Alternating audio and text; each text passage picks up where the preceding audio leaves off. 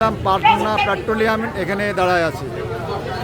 আমরা দেখতেছি যে এখানে গতকাল বিকাল থেকে লাইনে দাঁড়ায় সবাই এখানে দাঁড়িয়ে আছে, আপনারা দেখছেন। এবং এই পেট্রোল পাম্পের যিনি মালিক মহিলা সালমা রহমান কবিতা, উনি চিৎকার করে যাচ্ছে, দেখাচ্ছে আমরা নৈতিকভাবে এত স্খলন আমাদের মধ্যে যে আমরা কি বলবো, সভ্য অসভ্য কোনোটাই বলবো না, যেটা আমাদের শৃঙ্খলা এত খারাপ।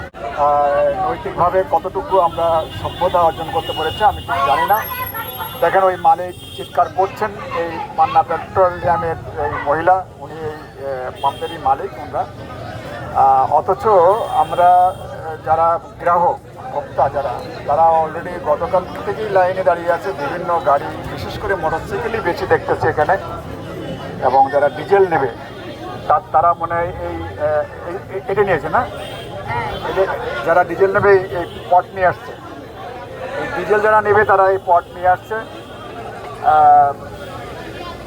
মোটামুটি লম্বা যে লাইন আমি অবশ্যই দেখে আসছি, এই পাশে বিশাল লাইন আছে।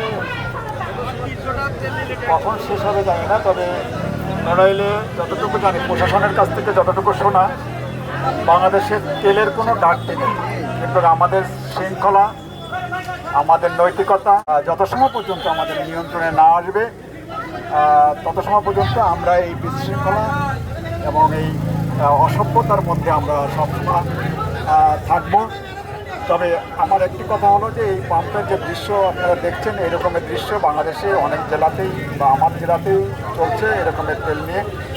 তবে এই বিষয়টি আমাদেরকে নিজেদেরকেই শান্ত হতে হবে, নিজেদেরকেই ভদ্র হতে হবে, সভ্য আচরণ করতে হবে এবং নিয়ম শৃঙ্খলার মধ্যে দিয়ে আমাদেরকে এই ভোক্তার এটাকে আমাদের গ্রহণ করতে হবে।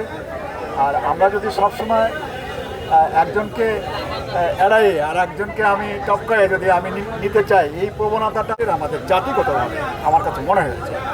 যখনই আমি দেখি সুযোগ পাই, আমি লাইনে থাকতে চাই না, আমি সুযোগ পেলেই আমি আমার জায়গাটা ব্যবহার করি। এই জায়গা থেকে যদি আমরা কেউ বেরিয়ে না আসতে পারি, তাহলে এই শৃঙ্খলা আসবে না এবং আমরা সকলেই এই অসুবিধার মধ্যে থাকবো। আশা করি আপনারা যারা শুনবেন আমার এই কথাগুলো মনোযোগ সহকারে, আপনারা অন্ততপক্ষে মানুষ হিসেবে, জাতি হিসেবে এই অসভ্যতার জায়গার থেকে আমরা সভ্যতায় আমরা যাতে আসতে পারি। এই জায়গাটি যদি আমরা না আসতে পারি, পশ্চিমকালেও আমরা ভালো কিছু পেতে পারি না, পারবো না এবং আমরা পাবো না। ধন্যবাদ সকলকে আমার সাথে যুক্ত থাকার জন্য।